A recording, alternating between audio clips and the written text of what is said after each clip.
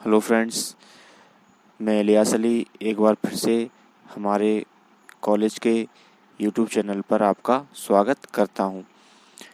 दोस्तों, अगर आपने हमारे चैनल को अभी तक सब्सक्राइब नहीं किया है तो सबसे पहले इसे सब्सक्राइब करिए, वीडियो को लाइक, शेयर और कमेंट ज़रूर करें और वीडियो को अंत तक पूरा देखें और बेल आइकन को दबाना ना भूलें, जिससे अगली वीडियो की नोटिफिकेशन आप तक सबसे पहले पहुंच सकें।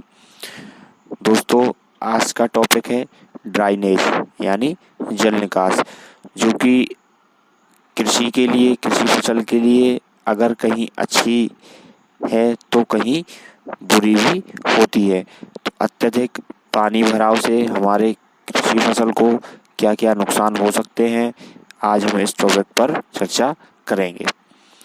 जिस प्रकार पौधे की जल की कमी से पौधों की वृद्धि और विकास प्रभावित होती है, उसी प्रकार अत्यधिक तथा अनावश्यक जल की उपस्थिति में भी पौधों की वृद्धि पर प्रतिकूल प्रभाव पड़ता है।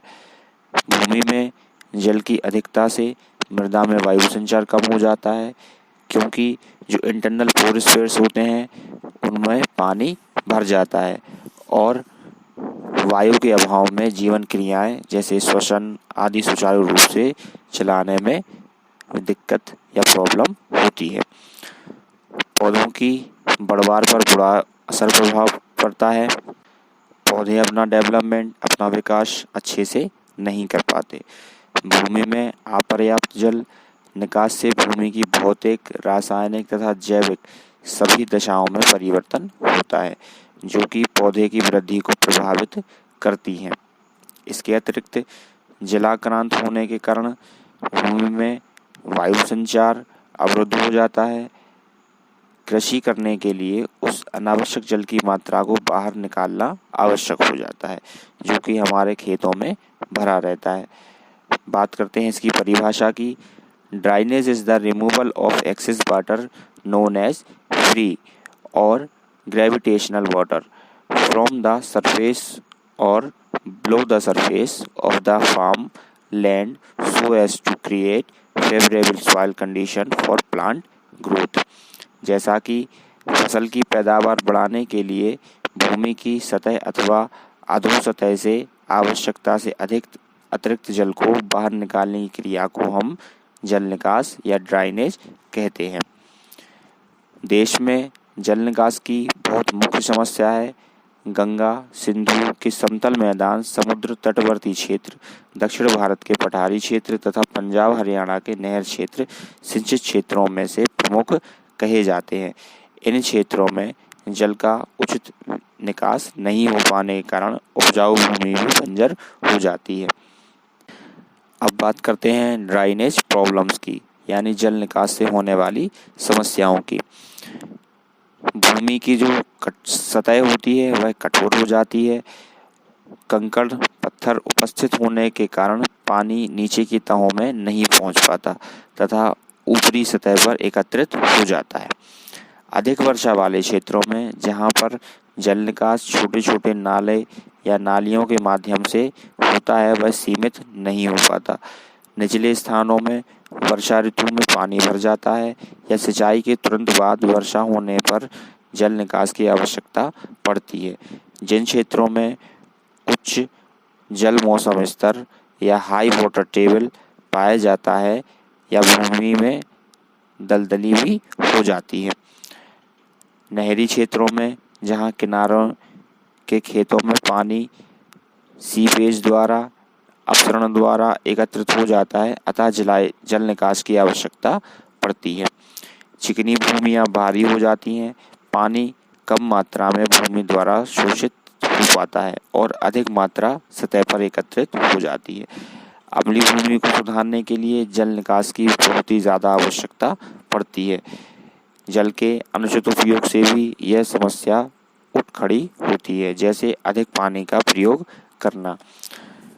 जल क्षरण को कम करने के लिए जल निकास के रास्ते तैयार करने पड़ते हैं। बात करते हैं effect of excess moisture and soil and crop.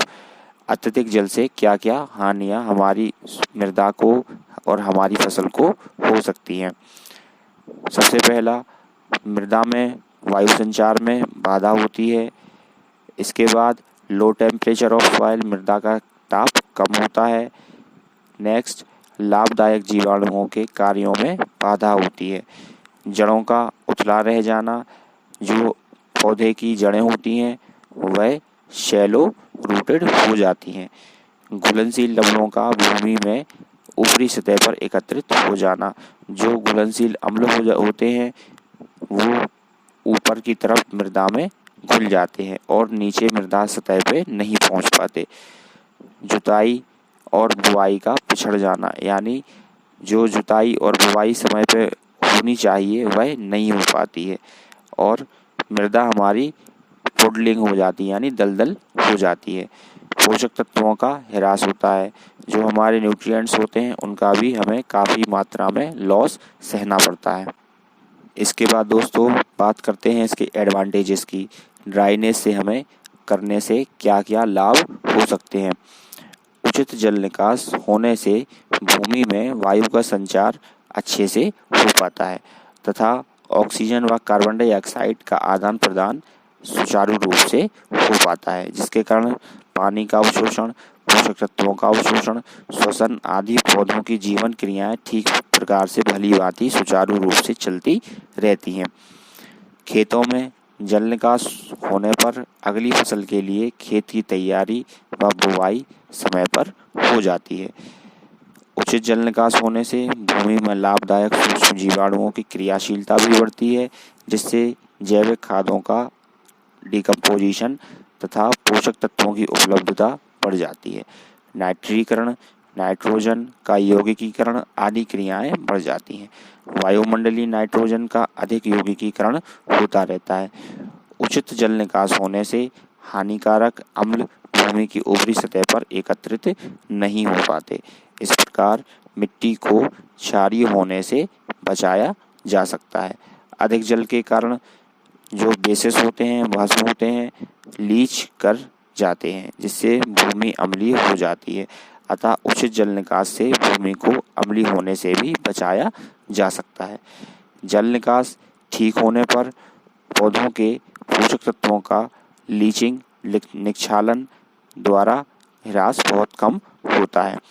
जल निकास होने से वाटर लेवल नीचा हो जाता है, जिससे जड़ें अधिक गहराई तक पहुंच पाती हैं, उनका विकास भी अच्छा हो पाता है। भूमि की संरचना में यानी सॉइल टेक्सचर में इम्प्रूवमेंट होता है। भूमि दलदली एवं ठोस होने से बच जाती हैं। भूमि में उचित जल की मात्रा रहने पर जो विषैले पदार्थ होते हैं उनका निर्माण नहीं हो पाता। विनाइट्रीकरण क्रिया द्वारा नाइट्रोजन की हानि भी नहीं हो पाती है। जल निकास की नालियों द्वारा जल नियोजित ढंग से हटाया जा सकता है, अतः मिट्टी का कटाव भी कम हो जाता है। जल निकास होने से जल एकत्रित नहीं हो पाता, जिससे भूमि जलाक्रांत यानी दलदल होने से बच जाती है। अधिक दिनों तक जल का भरा रहना रोगों एवं कीटों को जन्म देता है, जिससे बीमारियां फैलती हैं। इस प्रकार जल निकास की सुविधा होने से किसान व पशु भी हमारा स्वस्थ रहता है, वातावरण भी अच्छा हो पाता है।